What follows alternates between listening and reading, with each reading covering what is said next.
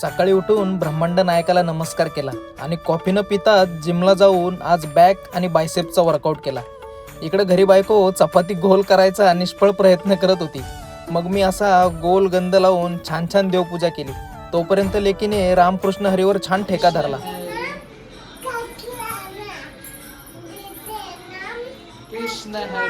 नंतर श्रीमद भगवद्गीता वाचायला घेतली. त्यात भगवंत म्हणतात, हे भारता, ज्याप्रमाणे एकमेव सूर्य संपूर्ण विश्वाला प्रकाशित करतो त्याप्रमाणे शरीरात असणारा एकमेव जीव चेतनेद्वारे संपूर्ण शरीरास प्रकाशित करतो.